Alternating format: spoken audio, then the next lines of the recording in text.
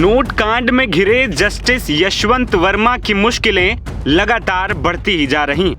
पहले Delhi high court ने न्यायिक कार्य वापस लिया और अब जांच के लिए बनाए गए पैनल के 3 सदस्य जस्टिस वर्मा के दिल्ली स्थित सरकारी बंगले पर पहुंच गए।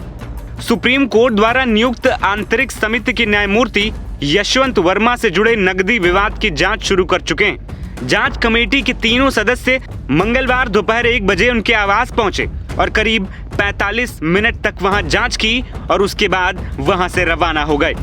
टीम उस स्टोर रूम में भी गई जहां 500 रुपए के नोटों से भरी अधजली बोरियां मिली थी।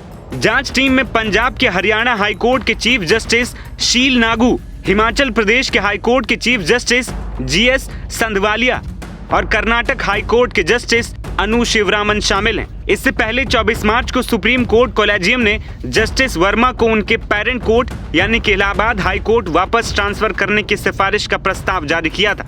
कोलेजियम के प्रस्ताव में कहा गया कि 20 और 24 मार्च 2025 को हुई बैठकों में सुप्रीम कोर्ट कोलेजियम ने दिल्ली हाई कोर्ट के जस्टिस यशवंत वर्मा को इलाहाबाद हाई कोर्ट के वापस भेजने की सिफारिश की है। इसके बाद Allahabad high court bar association ने सुप्रीम कोर्ट कोलेजियम के इस फैसले पर आपत्ति जताई, जिसके बाद मंगलवार को बार अनिश्चितकालीन हड़ताल पर चला गया।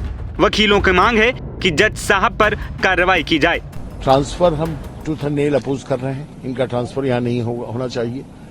दूसरा है CGI साहब से रिक्वेस्ट की गई है कि परमिशन ग्रांट करें, CBI और ED से इन्वेस्टिगेशन हो इनकी।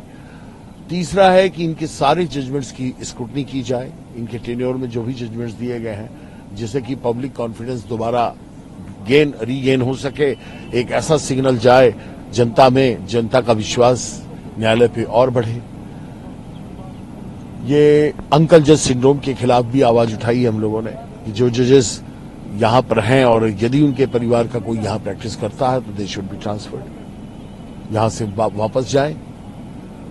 और सारे लोगों को नेशन वाइड हम लोगों ने इनवाइट किया है, सबसे कांटेक्ट कर रहे हैं, ऑल ओवर इंडिया भेज रहे हैं इस रेजोल्यूशन की कॉपी, जिससे कि लोग कनेक्ट हों और करप्शन फ्री नेशन की हमारा जो नारा है उसकी तरफ जो भी काम हो सके हो।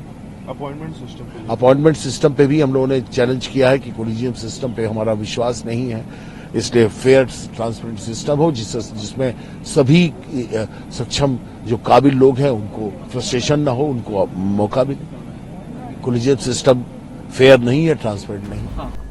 आपको बता दें कि जस्टिस यशवंत वर्मा के लुटियंस दिल्ली स्थित घर में 14 मार्च की रात को आग लग गई थी। उनके घर के स्टोर रूम जैसे कमरे में 500 रुपए के जले नोटों के बंडलों से भरे बोरे मिले थे। फिर सवाल खड़ा हुआ कि इतना कैश कहां से आया। मामले ने तूल पकड़ा, संसद में भी ये मुद्दा गूंजा। विपक्ष के तमाम सांसदों ने सवाल उठाया और जज पर कार्रवाई की मांग की। मामले की जांच कितने समय में पूरी होनी है, फिलहाल ये तय नहीं हो पाया है। अगर जांच कमेटी इस नतीजे पर पहुंचती है कि आरोप सही है तो जस्टिस वर्मा को हटाने की कार्रवाई शुरू करने के लिए CJI संजीव खन्ना ये कदम उठा सकते हैं। NBT ऑनलाइन की रिपोर्ट।